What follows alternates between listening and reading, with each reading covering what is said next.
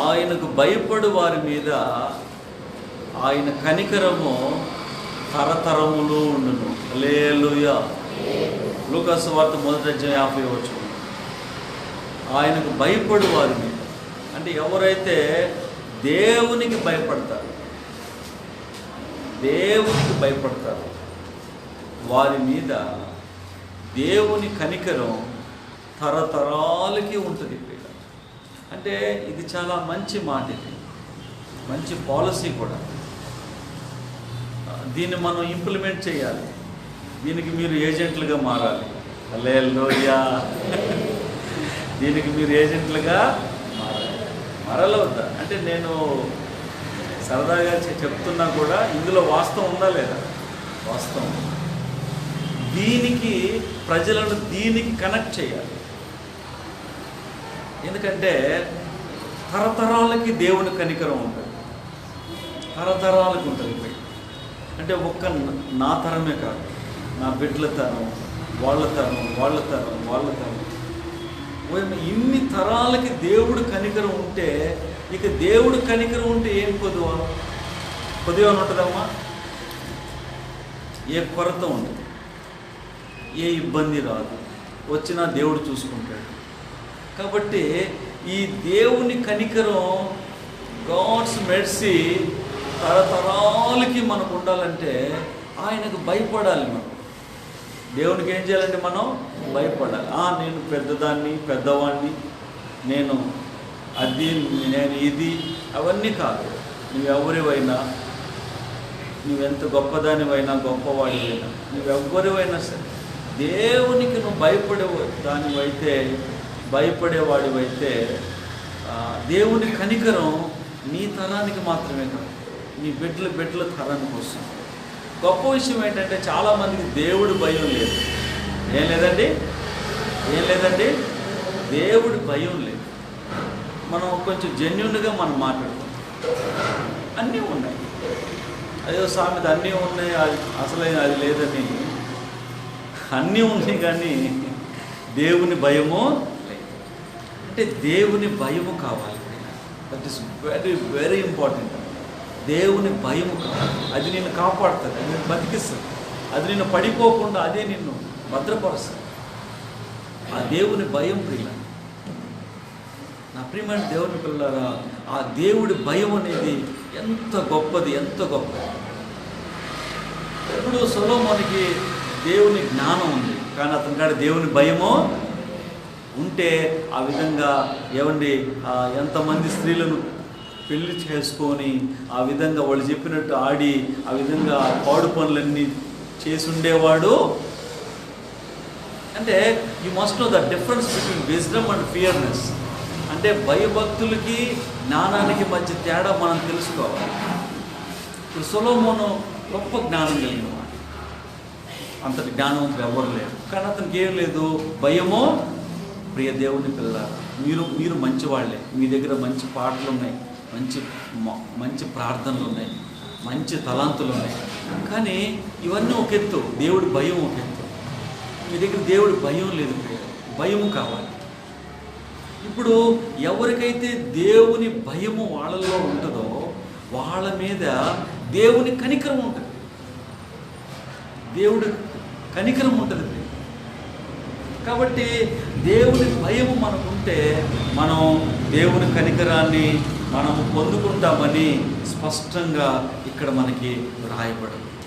కాబట్టి ప్రియ దేవుని పిల్లలారా, మీకు దేవుని భయము మీకుందా? ఏదైనా తప్పు చేసేటప్పుడు, ఏదైనా పాపం చేయాలని మనసు ప్రేరేపించినప్పుడు, ఏదైనా అబద్ధం చెప్పాలని నీ మనసు అనిపించినప్పుడు నీలో దేవుని భయం అనేది నీకు వస్తుందా? అమ్మో, ఏంటి నేను ఇట్లా చెప్తున్నాను, ఈ పని నేను చేస్తున్నాను, ఈ మార్గంలో వెళుతున్నాను, ఇది దేవుడికి ఇష్టం లేదు, నేను ఈ పని చేస్తున్నానే, దేవుడు ఆయన చూస్తున్నాడు, ఆయన కోపపడతాడు, ఆయన ఉగ్రత నా మీదకి వస్తుంది, నేను కృపకు దూరం అయిపోతాను అని ఆ భయము మీకు కలుగుతుంది. ఒకవేళ కలిగినా కూడా దాన్ని అలాగ నువ్వు పంటి కింద ఏవండి అదేదో దాన్ని కప్పి పెట్టేసినట్టుగా దాన్ని అలాగన బిగబట్టేసి పోయి పాపం చేసేస్తున్నాము. ఒక్కసారి మీరు బాగా ఆలోచించు. చాలామంది జీవితాల్లో దేవుడి భయం అనేది లేకుండా పోయింది. ప్రియ దేవుని పిల్లలారా, నీకు కానీ నాకు కానీ మనకందరికీ కూడా దేవుడి భయం ఉండాలి. ఈవెన్ నేను పాస్టర్గా దేవుని సేవకుడిగా నేను ఉన్నప్పటికీ కూడా మీకు పాస్టర్ని, దేవుడికి పాస్టర్ని కానే. కాబట్టి నేను దేవుని దగ్గర నేను కూడా చాలా భయంగా ఉండాలి, చాలా భయభక్తులు నేను కనపరచాలి. నాకేంటి, చర్చ్ ఉంది, విశ్వాసులు ఉన్నారు, సంఘం ఉంది, ఇక నాకే ఇబ్బంది లేదు, ఏందులే జారిపోద్దులే అని నేను వెచ్చలవిడిగా ఉండకూడదు, నిర్లక్ష్యంగా ఉండకూడదు, భయము లేకుండా బతకూడదు. మీకంటే ఎక్కువగా నేను దేవుని పట్ల భయభక్తులను కనపరచాలి. అలా కనపరిచినప్పుడు దేవుడు కనికరం మనకి తోడుగా ఉంటుంది. హల్లెలూయా.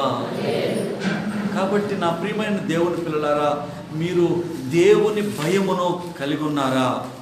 ఒక్కసారి మిమ్మల్ని మీరు పరీక్ష చేసుకోవాల్సిన సమయం ఇది.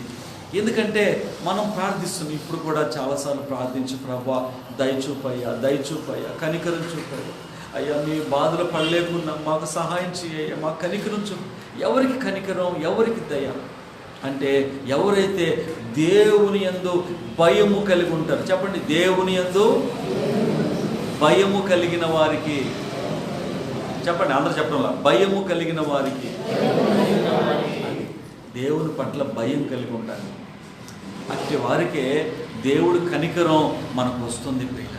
కాబట్టి మీరు దేవుని పట్ల భయం కలిగి ఉన్నారో లేదో మిమ్మల్ని మీరు ఒకసారి మీరు పరిశీలించుకుంటారు.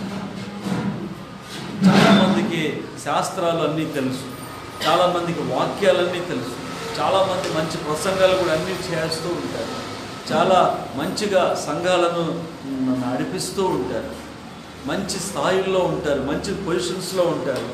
కానీ వాళ్ళకి దేవుని యందు భయం అనేది లేకుండా పోతుంది. ఇది చాలా బాధాకరమైన విషయం పైగా. ఆ దేవుని యందు భయం అనేది మనకు ఉండాలి. భయముతో మనం బ్రతకాలి. దేవుడి పట్ల భయముతో మనం బ్రతకాలి. దేవునికి మనం భయపడాలి. ఎందుకంటే మన దేవుడు ఏమండి ఎగ్జామిన్ చేయలేనంత గొప్ప దేవుడు మన దేవుడు. అలా చెప్పండి, ఆయన ఎలా ఉంటాడు, ఆయన శక్తి ఇది, ఆయన బలం ఇది, ఆయన ఇది, ఆయన కెపాసిటీ ఇది, ఆయన సమర్థత ఇది, అసలు మనం చెప్పలేము. వి కెనాట్ ఎగ్జామిన్, మనం చెప్పలేము.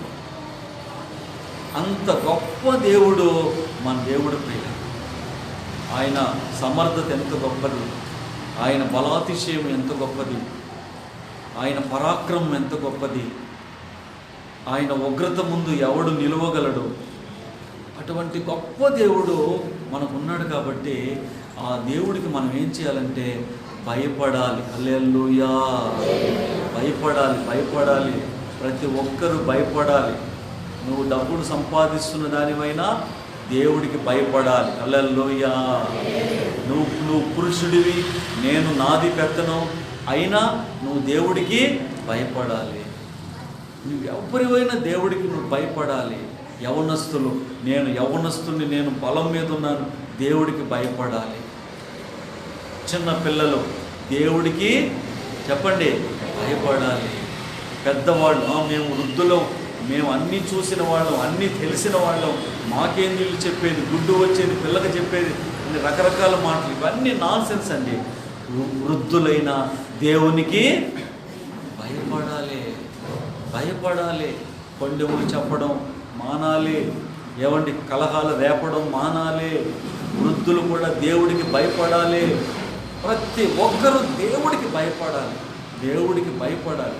చాలామంది, మీరు బాగా ఒక్కసారి మీరు కూడా ఆలోచన చేయండి, చాలామంది క్రైస్తవులు క్రీస్తుకు భయపడరు, దేవునికి భయపడరు ప్రియులారు. వాళ్ళు ఇష్టం వచ్చినట్టు అంతా వాళ్ళు చేస్తూ ఉంటారు. ఏమండి, దేవుని సహాయాన్ని కోరుతూ ఉంటారు. ఏమంటే దేవుని పిల్లలారా, దేవుడికి భయపడు వారి మీద, ఆయనకు భయపడు వారి మీద ఆయన కనికరము తరతరములకు ఉండును. హల్లెలూయా. వాట్ ఏ గ్రేట్ పాలసీ అండి ఇది. ఎంత గొప్ప పాలసీ ఇది. ఏంది తరతరాలకి ఇది మనకి ఎలాగో అట్లా వస్తూ ఉంటుంది ప్రియులారా, తరతరాలకి. ఇది ఒరిజినల్ పాలసీ. దీనికోసం మనం ప్రయాసపడాలి, దీన్ని మనం పొందాలి, దీనికి రిజిస్ట్రేషన్ మనం చేయించుకోవాలి, ఇందులో మనం కమిట్ అయి ఉండాలి. అనేక మందిని దీనికి కమిట్ చేయాలి. హల్లెలూయా. కాబట్టి ఆయనకు మనం భయపడే వారిగా మనం ఉండాలి. అప్పుడు దేవుడు మనలను ఆశీర్వదిస్తాడు. నేను మీకు ఒకటి చెప్తాను. ఇప్పుడు సౌలు అనే వ్యక్తి ఇశ్రాయేల్ ప్రజలకు మొట్టమొదటి రాజుగా ఉన్నాడు. అతను ఒక బలహీన క్షణంలో పాపం చేశాడు. ఆ తర్వాత వచ్చినటువంటి దావీదు అనే వ్యక్తి కూడా ఒక బలహీన క్షణంలో పాపం చేశాడు. సౌలు అనే వ్యక్తి, వినాలి బాగా, కాన్సన్ట్రేషన్గా వినాలి, లక్ష్యం ఉంచాలి. ఇశ్రాయేలు ప్రజలకు మొట్టమొదటి రాజు సౌలు. ఈ సౌలు అనే వ్యక్తి ఒక బలహీన క్షణంలో పాపం చేశాడు. ఏంది పాస్టర్ గారు బలహీన క్షణం అంటే, ఇటువరకు రచయితలు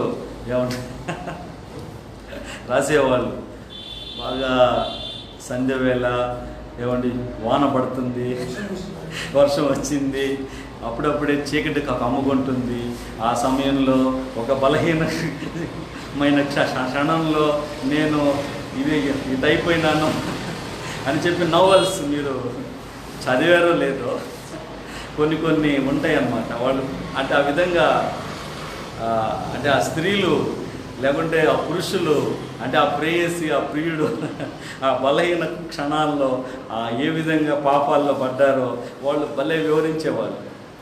ఇప్పుడు నేను కూడా అదే అంటున్నా. ఒక బలహీన క్షణంలో ఈ సౌలు అనేవాడు ఏం చేశాడు? పాపంలో పడిపోయాడు. అదేవిధంగా ఈ దావీదు అనే ఆ వ్యక్తి కూడా ఒక బలహీన క్షణంలో అతను కూడా పాపంలో పడిపోయాడు. మీరు చెప్పాలి, సౌలు ఏ పాపంలో పడ్డాడు, దావీదు ఏ పాపంలో పడ్డాడు? చెప్పండి మీరు ఒకసారి. సౌలు ఏ పాపంలో పడ్డాడు చెప్పండి అమ్మా. సౌలు ఏ పాపంలో పడ్డాడు, దావీదు ఏ పాపంలో పడ్డాడు? అంటే వాళ్ళు ఏ పాపంలో పడ్డాడో మీరు, ఎందుకంటే వాక్యాలు చాలా రోజుల నుంచి, కొన్ని సంవత్సరాల నుంచి మీరు వింటున్నారు, మీకు తెలుసు సౌలు ఏ పాపంలో పడ్డాడు. చెప్పండి, ఏ పాపంలో పడ్డాడా? అంటే సౌలు ఏ పాపంలో పడ్డాడమ్మా? సౌలమ్మా, సౌలు సొలొమోను. సౌలు ఏ పాపంలో పడ్డాడు?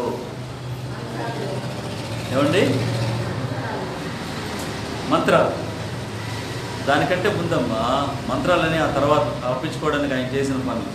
సౌలు ఏ పాపంలో పడ్డాడంటే, దేవుడు వద్దన్న పని చేయడం ద్వారా సౌలు పాపంలో పడ్డాడు. ఇదిగో ఈ అమాలేకీయులు ఈ పట్టణాన్ని నేను శపించాను, నువ్వు వెళ్ళి ఆ పట్టణాన్ని సమూలంగా నాశనం చెయ్యి, అందులో ఏమీ తాకొద్దు, అది అంతా కూడా శపించబడింది అని అంటే, సౌలు వెళ్ళి అక్కడ ఉన్నటువంటి ఎద్దులను అక్కడ ఉన్నటువంటి గాడిదలను, ఆవులను, వాటన్నిటిని కూడా తోలుకుని పక్కన పెట్టుకుని, అది సౌలు చేసిన పెద్ద బ్లండర్ మిస్టేక్. అది అతని పతనానికి నాంది. దేవుడికి స్తోత్రం కలుగును గాక. దేవుడు వద్దన్న పని సౌలు బాగా వింటున్నారు. దేవుడు మిమ్మల్ని ఆస్వాదించును గాక. దేవుడు వద్దన్న పని సౌలు చేశాడు. ఇప్పుడు మీరు కూడా దేవుడు వద్దన్న పని చేయకూడదు, దేవుడికి ఇష్టం లేని పని చేయకూడదు, దేవుడు వెళ్ళొద్దు అన్న చోటకి వెళ్ళకూడదు, దేవుడు అక్కడికి పోవద్దంటే పోకూడదు, ఆ మాట మాట్లాడొద్దంటే మాట్లాడకూడదు, అది తినొద్దు అంటే తినకూడదు, వారితో సహవాసం వద్దు అంటే నువ్వు వెళ్ళి ఇంకా భుజాలు హాసుకోకూడదు, మనకు వద్దంటే వద్దంతే. ఇప్పుడు ఈ సౌలు ఏం చేశాడంటే, దేవుడు ఆ పని వద్దు అంటే ఆ పని చేశాడు. ఏంటి ఆ పని? నేను ఆ పట్టణాన్ని శపించాను, అదంతా శాపగ్రస్తం అయిపోయింది, కాబట్టి నువ్వు వెళ్ళి దాన్ని సమూలంగా ధ్వంసం చేసి నాశనం చేసేసి ఆ పట్టణస్తులు నేను నీకు అప్పగించాను అని దేవుడు చెప్తే ఇతను వెళ్ళి ఆ పట్టణాన్ని స్వాధీనపరుచుకుని, అంటే నాశనం చేసి ఆ క్రమంలో అతని కళ్ళకు కనబడినటువంటి ఆ ఎద్దులు, అటువంటి ఆవులు, గాడిదలు, గొర్రెలు, మందలు, వాటన్నిటిని కూడా దూరంగా పక్కకు తోలి పెట్టించుకున్నాడు. వాటిని నాశనం చేయలేదు. అతను చేసిన పెద్ద మిస్టేక్ అది. ప్రియ దేవుని పిల్లలారా, ఇతను చేసిన పాపం అది. అప్పుడే అతని రాజ్యం పోయింది. అప్పుడే దేవుని కృప పోగొట్టుకున్నాడు. ఏమండి, వాస్తవంగా సౌలు అనే వ్యక్తి ఎలాంటివాడు, ఏం పనులు ఆయన చేసేవాడంటే, సౌలు అనే వ్యక్తి గాడిదలను కాసుకునేవాడు. హల్లెలూయా చెప్పండి. ఒక గాడిదలు కాసుకునే ఆ వ్యక్తి, గార్ధాబములు పోతే వెతుక్కునే ఆ వ్యక్తి, ఇశ్రాయేలు 12 గోత్రాలలో చివరి గోత్రమైన బెన్యామీను గోత్రం నుంచి వచ్చిన ఆ వ్యక్తి, అంత ధీరుడైన ఆ వ్యక్తిని దేవుడు కనికరించి హెచ్చించి ఇశ్రాయేలు 12 గోత్రాలకి ఇతన్ని రాజుని చేస్తే, ఏమంటే మనష్య గోత్రము, రూబేను గోత్రము, ఇస్సాకారు గోత్రము, ఇలా 12 గోత్రాలు ఉంటే లాస్ట్ గోత్రం, అంటే లాస్ట్ కడసారు పుట్టినవాడు బెన్యామీను గోత్రం నుంచి వచ్చిన ఈ సౌలుని తీసుకొచ్చి 12 గోత్రాలకి ఇతన్ని రాజును చేసి పారేస్తే ఎంత కృతజ్ఞతగా ఉండాలి, ఎంత నమ్మకంగా ఉండాలి. ప్రియ దేవుని పిల్లలారా, నిన్ను దేవుడు ఇంత గొప్పగా హెచ్చిస్తే, నిన్ను దేవుడు ఈ స్థాయిలో ఉంచితే, నీకు దేవుడు ఈ కృపనిస్తే, ఈ ఇల్లు ఇస్తే, ఈ వాకిలు ఇస్తే, ఈ భర్తనిస్తే, ఈ భార్యనిస్తే, ఈ బిడ్డలనిస్తే, ఈ తిండి, ఈ ఆరోగ్యం సమస్తం దేవుడిస్తే ఎంత కృతజ్ఞతగా ఉండాలి. హల్లెలూయా చెప్పండి. కృతజ్ఞత వెరీ వెరీ ఇంపార్టెంట్ అండి. కృతజ్ఞత దేవుడు చూస్తాడు. ప్రియమైన ఆనాడు 10 మంది కుష్ఠరోగులు వచ్చి ప్రభువా కనికరించమంటే, పోయి నీవు యాజకునికి కనపరుచుకోమంటే, మధ్యదారిలోనే వాళ్ళకి స్వస్థత వస్తే 9 మంది హ్యాపీ అయిపోయి ఫుల్ జోషుతో వాళ్ళు వెళ్ళిపోయారు.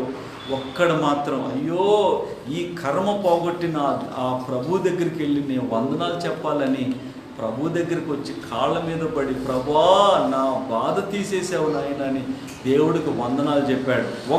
ఒక్కడు. మిగిలిన 9 మంది కుష్ఠరోగులు వెళ్ళిపోయారు. ప్రియులారా, అప్పుడు ఏరి వీళ్ళు ఎట్టబోయారు? దేవుడు అడుగుతున్నాడు, ప్రభు అడుగుతున్నాడు. ప్రియ దేవుని పిల్లారా, ఈ సౌలు అనే వ్యక్తి అసలు ఒక అడ్రస్ లేని వ్యక్తిత్వం. ఇతనికి ఏమీ చరిత్ర లేకుంటే గొప్ప చరిత్ర ఏమీ లేదు.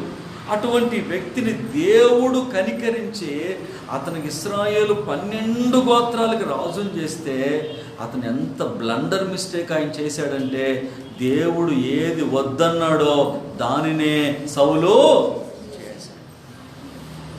అంటే ఇప్పుడు చెప్పండి, ఇతనికి నిజంగా భయం ఉందండి? భయం లేదు. అందుకే ఇతని యొక్క వంశం మీద దేవుని కనికరం, ఇతని బిడ్డల మీద కనికరం లేదు. ఇతని మీద కనికరమే దేవుడికి లేకుండా పోయింది. లేకుండా పోయింది. ఆ తర్వాత దావీదు అతను రాజైన తర్వాత, అయ్యో సౌలు అభిషిక్తుడి టైపోయాడే, అతని బిడ్డలంతా చనిపోయారే, ఎవరైనా అతని వంశస్థులు ఉన్నారని ఎతికితే ఎవడు లేడు, ఒక్క కుంటివాడు తప్ప. దేవుడికి స్తోత్రం కలుగును గాక. అంటే టోటల్ అతని యొక్క వంశం అంతా సర్వనాశనం అయిపోయింది. ప్రియులారా, ఈరోజు ఈ మాటలు విన్న ప్రియ దేవుని పిల్లారా, సౌలు చేసిన తప్పేంటంటే దేవుడు ఏది వద్దంటే దానినే చేశాడు.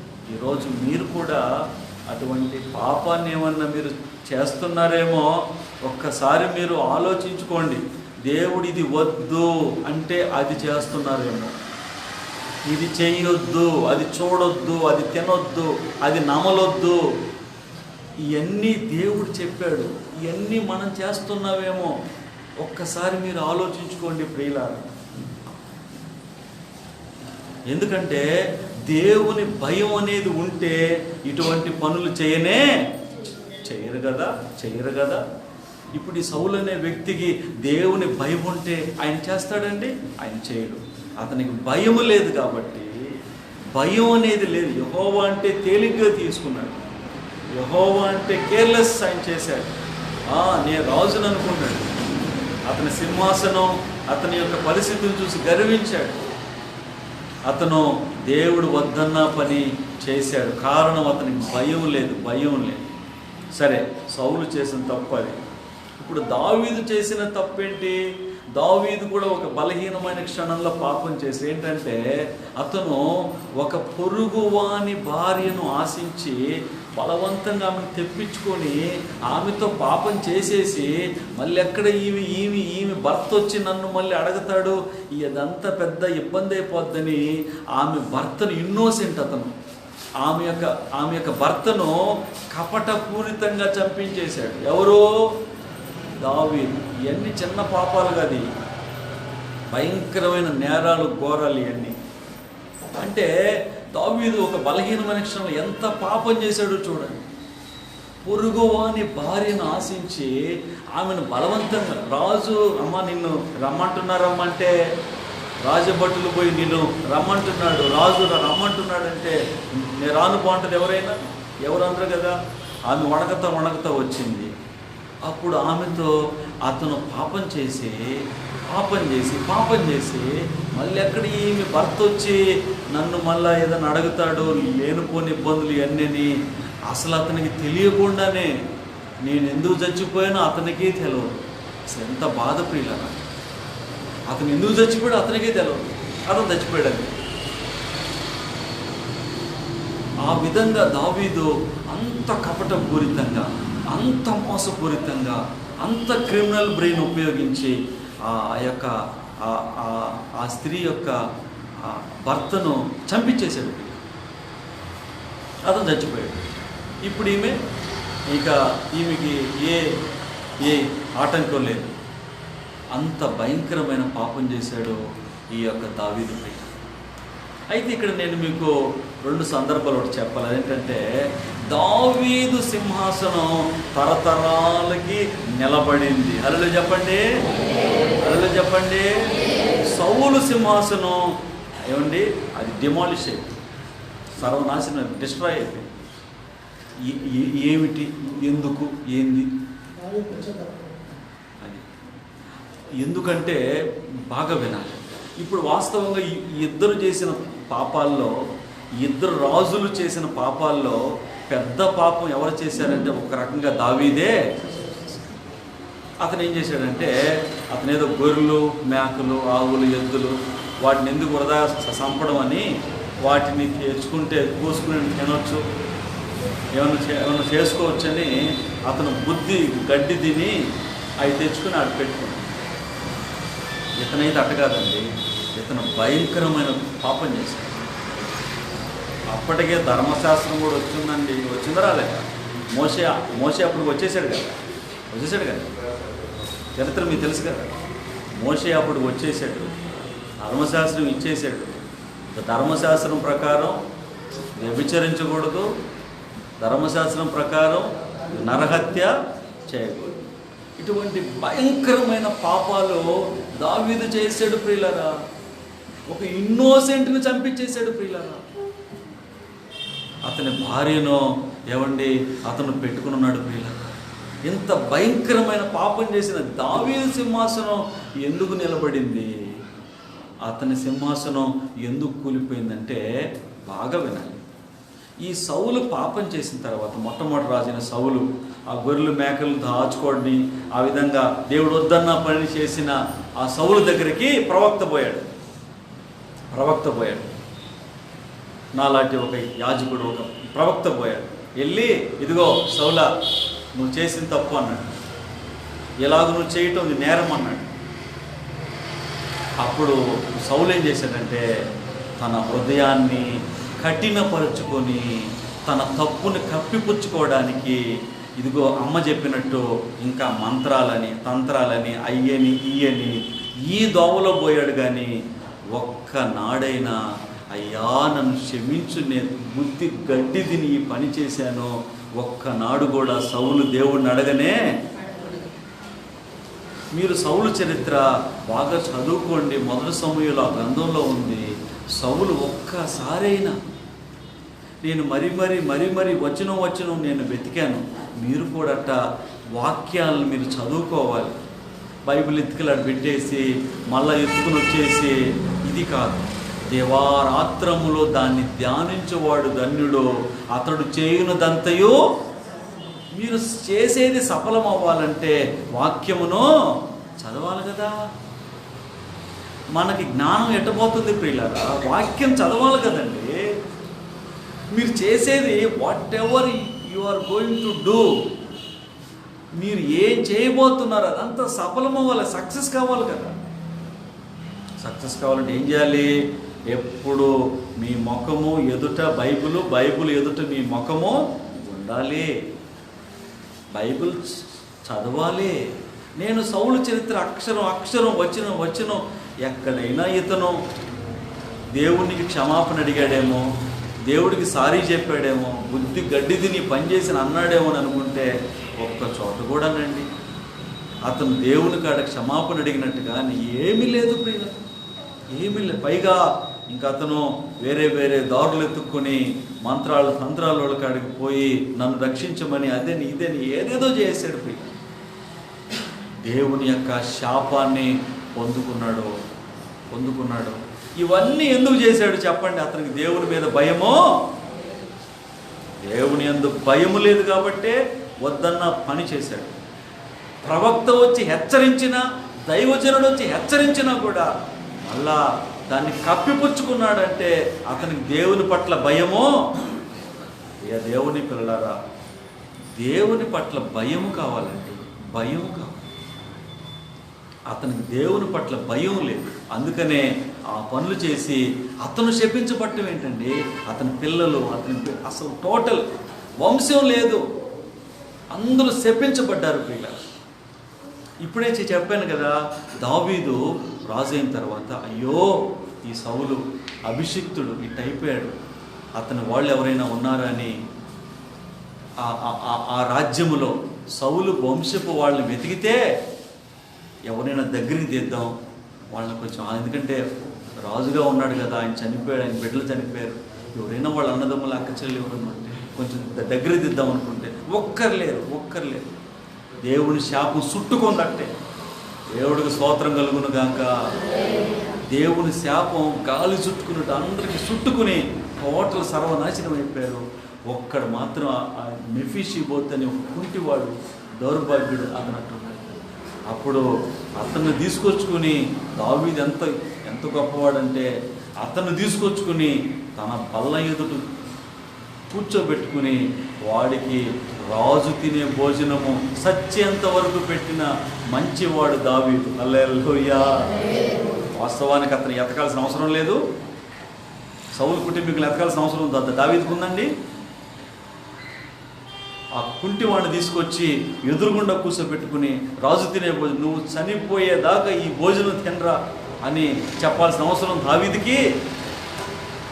దావీదు అంత గొప్పవాడు. సరే, ఇప్పుడు మనం చూసుకుంటే దావీదు సౌలు కంటే ఇంకా పెద్ద మిస్టేక్ ఆయన చేశాడు కదా. అప్పుడు సౌలు దగ్గరికి ప్రవక్త వచ్చినట్టు దావీదు దగ్గర కూడా ఒక ప్రవక్త వచ్చాడు. వచ్చి దావీదు అంటాడు, దావీదు ఈ విధంగా ఇట్లా జరిగింది. నీ రాజ్యంలో ఒక బలవంతుడు ఒక బలహీనుడు యొక్క ఒక్కగానొక గొర్రెను తీసుకొని వచ్చి దాన్ని అపహరించి వాడిని చంపించి ఆ గొర్రెను వాడు ఏమైనా అనుభవిస్తున్నాడు. అంతకుముందు ఆ బలహీనుడు ఆ గొర్రెను పక్కలో పండేసుకుని ముద్దాడి ఎత్తుకుని ఆనందించేవాడు. అటువంటి వాడి దగ్గర నుంచి ఆ గొర్రె తీసుకొచ్చేసాడు. వీడికాడ చాలా గొర్రెలు ఉన్నాయి, కానీ ఆ గొర్రె కోసం పాలు పడ్డాడు. అనగానే వెంటనే వరలోంచి కత్తిట్టు తీసి ఎవడు వాడు, నా రాజ్యంలో ఇంత అన్యాయం చేసినవాడు ఎవడంటే వెంటనే ఆ ప్రవక్త అంటాడు, అతను ఎవరో కాదు, నువ్వే ఆ పని చేసింది, ఆ గొర్రెను అపహరించింది నువ్వే, ఆ ఒక్కగానొక గొర్రెను అపహరించి అనుభవిస్తుంది నువ్వే అనగానే వెంటనే దావీదు, నన్ను నువ్వు వ్యతిరేకిస్తావా, నన్ను నువ్వే అంటావా, నన్ను నువ్వు ఈ విధంగా నువ్వు మాట్లాడతావు, నువ్వెంత అని చెప్పి అనలేదు ప్రియులారా.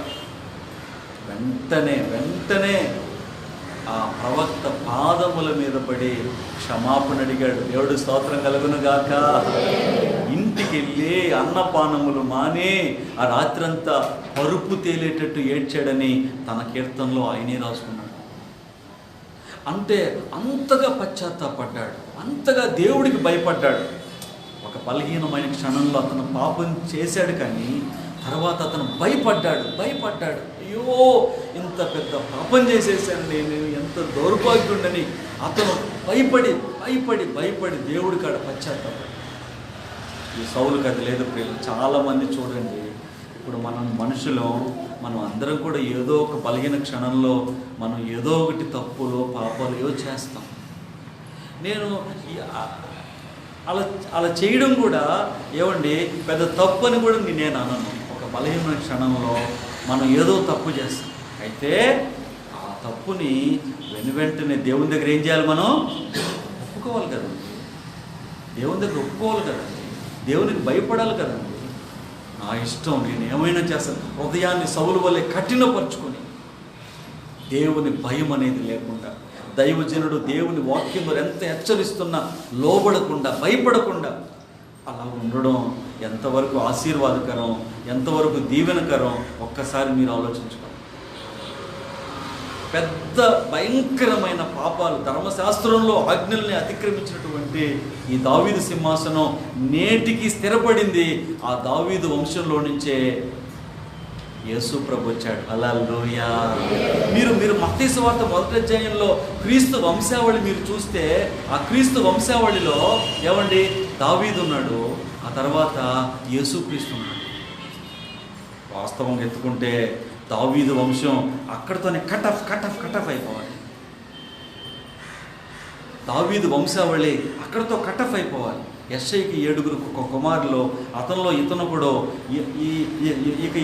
ఇక ఇతను చేసినది పాపాన్ని బట్టి వాళ్ళ వంశం కట్ ఆఫ్ అయిపోవాలి. అదేంటండి, వాళ్ళ వంశం పెరుగుతూ ఆ వంశంలోంచే యేసుప్రభు వచ్చాడు. అందుకనే దావీదు కుమారుడా అని గుడ్డివాడు కేకలేశాడు. హల్లెలూయా.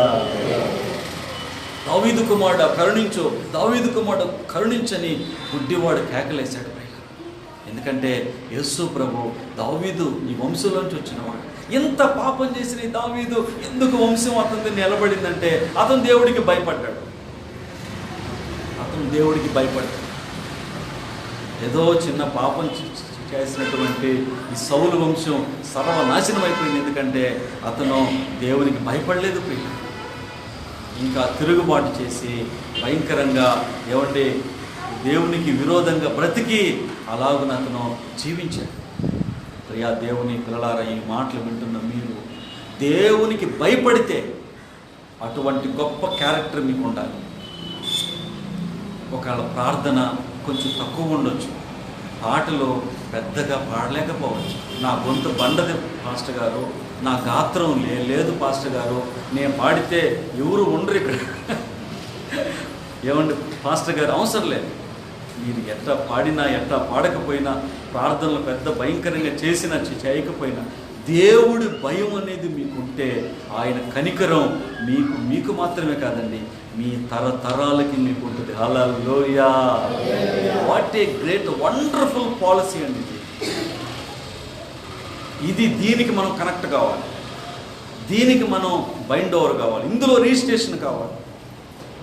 ఎందుకంటే తరతరాలకు ఆయన ఇప్పుడు నా మీద ఆయన కనికరం ఉంది కాబట్టి మందిరం దేవుడు ఇచ్చాడు. హల్లెలూయా.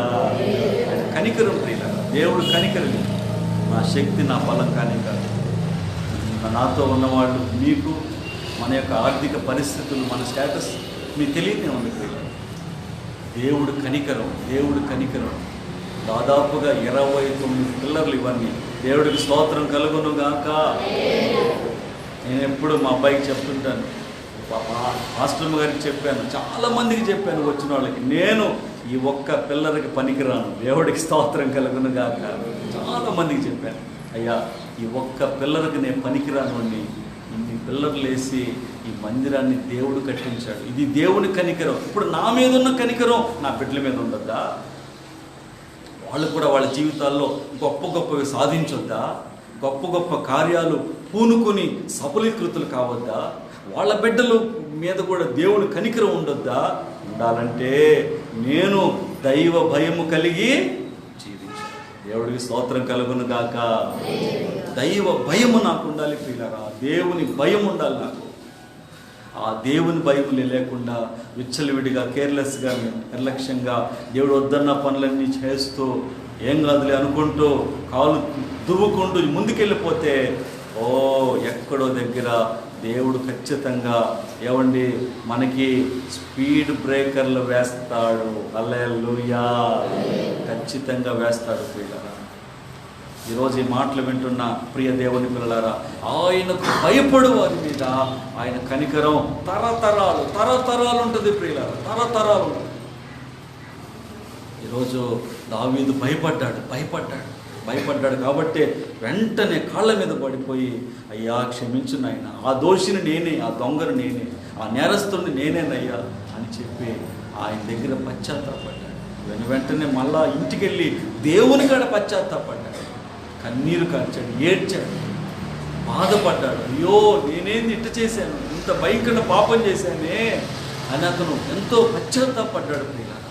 అందుకనే దేవుడు అతన్ని క్షమించి కనికరించి గొప్ప వాత్సల్యత కలిగిన దేవుడు అతని యొక్క కన్నీటి ప్రార్థన పశ్చాత్తాపాన్ని చూసి అతని సింహాసనాన్ని తరతరాలకి నిలిచి ఉండేటట్టు చేశాడు. హల్లెలూయా. ఈరోజు నా ప్రియమైన దేవుని పిల్లారా, దేవునికి భయపడవా? దేవుని సన్నిధికి నువ్వు భయపడవా? దేవుని వాక్యానికి నువ్వు భయపడవా? దేవుని మాటకు నువ్వు భయపడవా? దేవునికి భయపడకపోతే మీకు దీవెనలు ఎక్కడే? దేవునికి భయపడకపోతే దేవుని కనికరం ఎక్కడిది మీకు ప్రియులారా? ఎలా వస్తుంది? ఎట్లా వస్తుంది? దేవునికి భయపడండి. నేను కానీ, నువ్వు కానీ, మనం అందరం కానీ ఏదైనా ఒక చెడ్డ ఆలోచన ఎవరైనా తీసుకొచ్చారు, దేవునికి భయపడి ఆ చెడ్డ ఆలోచన విరమించుకోండి. హల్లెలూయా. నిన్ను ట్రాప్ చేయాలని సాతానుడు, నిన్ను ట్రాప్లో పెట్టాలని, సంఘాన్ని సహవాసానికి దూరం చేయాలని సాతానుడు ఏదో ప్రలోభాలు తీసుకొచ్చాడు.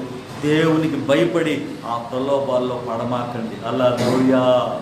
ఇప్పుడు యోసేపు అనే వ్యక్తి, అతను ఆ పోతీఫరు భార్య ఆమె పెట్టిన ప్రలోభంలో ఎందుకు పడలేదంటారు?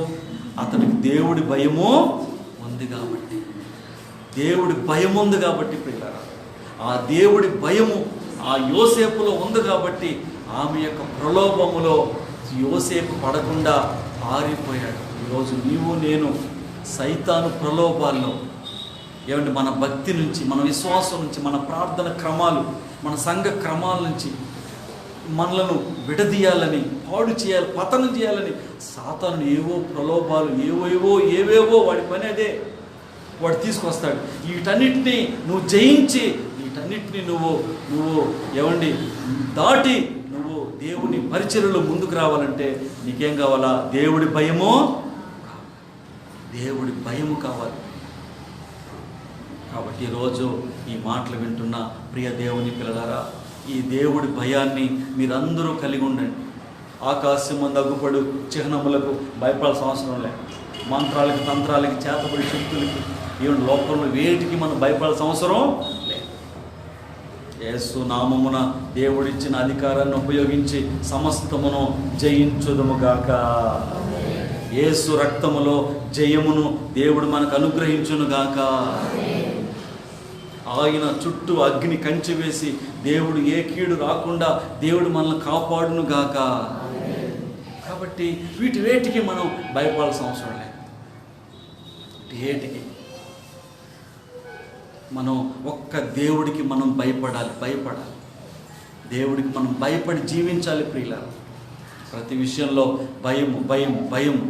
దేవుని యందు భయంగా మనం బ్రతికినప్పుడు దేవుడు మనలను ఆశీర్వదిస్తాడు. హల్లెలూయా. హల్లెలూయా. పరిశుద్ధ గ్రంథంలో అననీయ సప్ఫీరాలు ఇద్దరు ఒక భార్యాభర్తలు ఉన్నారు. అననీయ సప్ఫీరా వీళ్ళు అపోస్తలుల కాలంలో ఆదిమ సంఘంలో ఉన్నారు. ఫస్ట్ చర్చ్ బిగినింగ్ చర్చ్ ఆదిమ సంఘంలో అననీయ సప్ఫీరాలు ఉన్నారు. వీళ్ళు కూడా ఒక బలహీనమైన క్షణంలో పాపం చేశారు. ఏంటా పాపం అండి?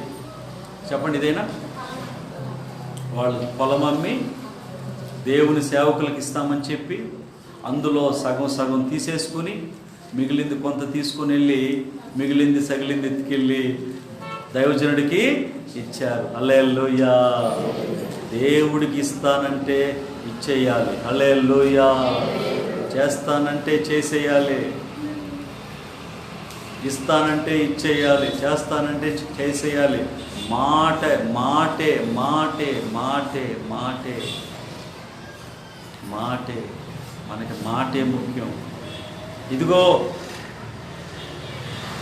నేను ఆకలితో చచ్చిపోతున్నాను రా, నేను ఆకలితో నేను చచ్చేటట్టుండాలి, నాకు అన్నం పెట్టు. అప్పుడు అతను అంటాడు, పెట్టడం పెద్ద భాగ్యం, పెద్ద ఇదేం కాదు, నీ జ్యేష్ఠత్వ హక్కు నాకు ఇస్తానని ఒక మాట చెప్పు. దేవుడు స్తోత్రం కలుగును గాక. నా జ్యేష్ఠత్వ హక్కు, ఈ ఇంటిలో పెద్ద కుమారుడుగా పుట్టిన ఆ హక్కు నీకు ఇచ్చేస్తాను ఒక మాట చెప్పు. నేనే మాట చెప్పు, ఆ మాట చెప్పు అంటావేంది, నాకు పక్కన ఆకలి చచ్చిపోలేదు, నువ్వు చెప్పు. అతను అన్నాడు, ఇదిగో నా జ్యేష్ఠత్వ హక్కు నేను నీకు ఇచ్చేస్తున్నా, ఇక్కడి నుంచి నీవే జ్యేష్ఠుడివి. మాట చెప్పేశాడు. పరలోకమందున్న దేవుడు వినేశాడు, ఆమెను చెప్పేశాడు. ఆశీర్వాదాలన్నీ పోగొట్టుకున్నాడు. అతను చిక్కుడుగాయల కూరలు తిని అతను వెళ్ళిపోయాడు. దేవుడు స్తోత్రం కలుగును గాక. మాటే మాటే మాటే మాటే మాటే. అతనేమి వేసావు, ఏమి రాసి అనిచ్చాడా, బాండ్ పేపర్ అనిచ్చాడా? ఏం లేదండి, మాటే చెప్పాడు. ఈరోజు చాలామంది మాట చెప్తారు, ఫెయిల్ అవుతున్నారు. మాట చెప్తున్నారు, ఇలా చేస్తామన్నది చేయడం.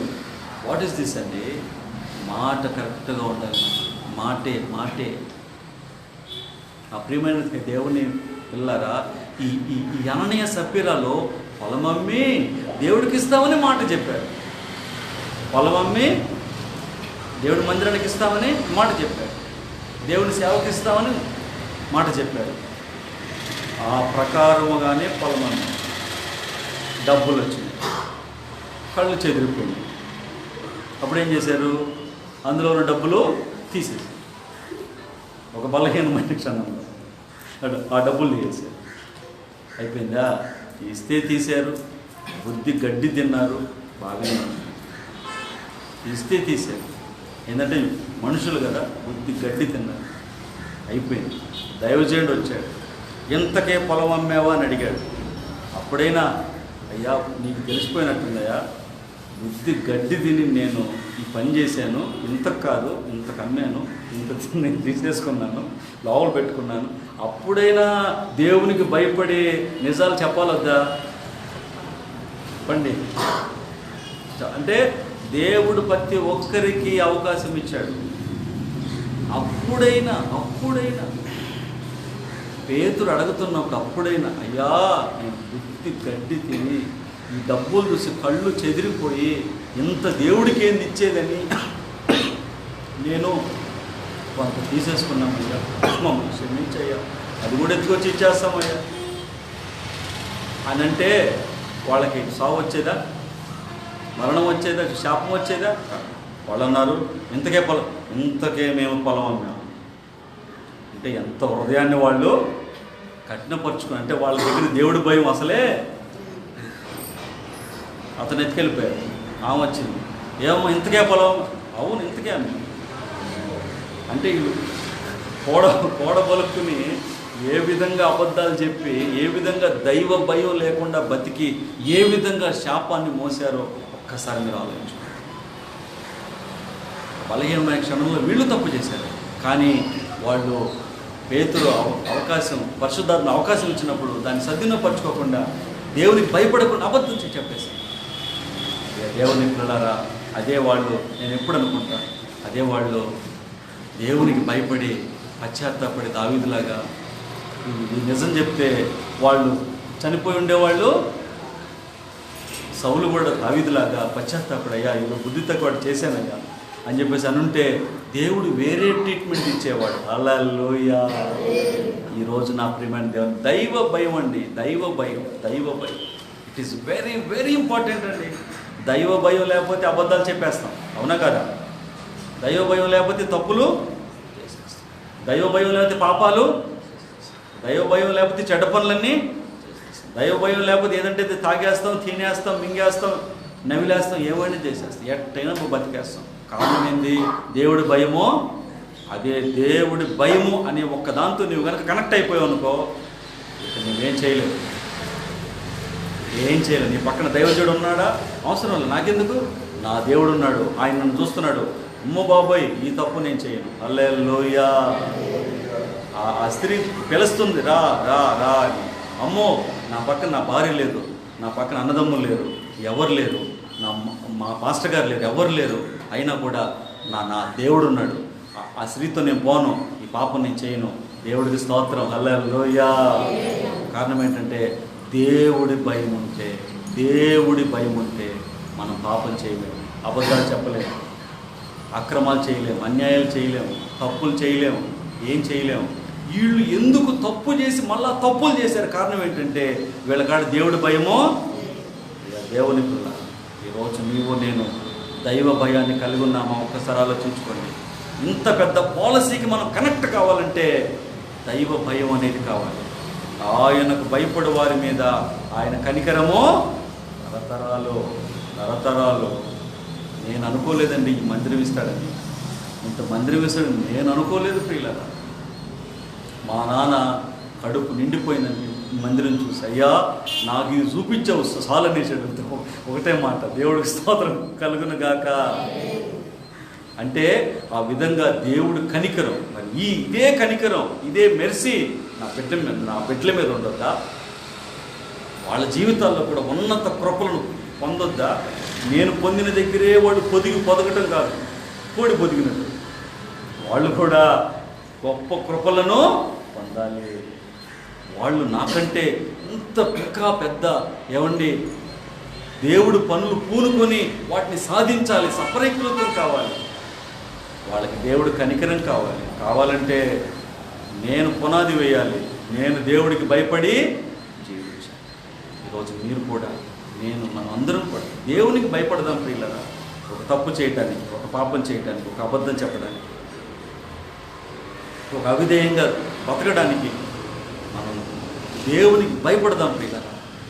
దేవుడు మనలను అత్యద్భుతంగా ఆశీర్వదిస్తాడు. బైబిల్లో ఉన్న బ్లెస్సింగ్స్ అన్నీ భయపడే వారికేనండి, భయం లేని వారికి ఏం లేవు ప్రియులారా. మీరు బాగా కావాలంటే వెతుక్కోండి. వాళ్ళకే, ఎవరైతే దేవుడికి భయపడతారో వాళ్ళకేనండి అన్ని ఆశీర్వాదాలు. ఎందుకని? వాళ్ళు ఏ తప్పు చేయరు, ఏ పాపం చేయరు, ఏ అబద్ధం చెప్పరు, నికార్సుగా ఉంటారు. కారణం ఏంటి? వాళ్ళు దేవుడికి భయపడుతున్నారు. ఈరోజు ఈ మాటలు వింటున్న దేవుని పిల్లలు, దేవునికి భయపడండి, ఆయనకి భయపడి మీరు జీవించండి. అప్పుడు దేవుడు మిమ్మల్ని ఆశీర్వదిస్తాడు. మీరు ఏ మాటలు మీరు చెప్తున్నారో ఆ మాటలు దేవుని కాడ మేము వాటికి కనెక్ట్ అయ్యి ఆ మాటలకు మీరు కట్టుబడి జీవించండి, దేవునికి భయపడండి. అప్పుడు దేవుడు మిమ్మల్ని ఆశీర్వదిస్తాడు. ఏదో తప్పగట్టుకుని వెళ్ళిపోయినట్టుగా, తప్పించుకుని వెళ్ళిపోయినట్టుగా అటు చేయమాకండి. దేవుని దగ్గర ఎవరు తప్పించుకోలేరు. హల్లెలూయా. కాబట్టి ఆయన భయపడే వారి మీద ఆయన కనికరం తరతరాలు ఉంటుంది. దేవుడు ఆ రీతిగా మనల్ని ఆశీర్వదిస్తాడు. అట్టి కృప నీకు నాకు మనందరికీ దేవుడే అనుగ్రహించునుగాక. ఆ దేవుని భయము మనందరిలో దేవుడు పుట్టించునుగాక. ఈ వాక్యానికి మనందరం కూడా కనెక్ట్ అవుదుముగాక. హల్లెలూయా. ప్రార్థన చేద్దాం. కళ్ళు మూసుకోండి. మహాపరిశుద్ధుడు అయిన మా తండ్రి, మీకు వందనాలు, స్తుతులు, స్తోత్రాలయ్యా. ఈ సమయంలో మరింతవరకు మమ్మల్ని కాచి కాపాడిన గొప్ప తండ్రి దేవానికి వందనాలు. మాటలు విన్న బిడ్డలందరినీ కూడా దీవించి ఆశీర్వదించు. అవును ప్రభువా, నీకు భయపడే వారి మీద నీ కనికరం తరతరాలు ఉంటుందని మీరు మాట్లాడారు. Yes lord, what a wonderful word నాయన. ఎంత గొప్ప వాక్యం తండ్రి. మీ కనికరం ఉంటే మేము ఏదైనా చేయగలం, మీ కనికరం ఉంటే ఏదైనా సాధించగలం, మీ కనికరం ఉంటే ఎంత ముందుకైనా పోగలం, మీ కనికరం ఉంటే ఎంత ఉన్నత స్థితికైనా ఎగబ్రాకగలం. కనికరం మాకు కావాలి ప్రభు, మీ దయ మాకు కావాలి అయ్యా. మీకు భయపడే వారి మీద మీ కనికరం ఉంటుందన్నాం. మీకు భయపడే కృప మాకు దయచేయండి. మా సంఘాలను ఆశీర్వదించండి. ఇక్కడ ప్రతి కుటుంబాన్ని దీవించి బ్లెస్ చేయండి. 2021 జనవరి మాసం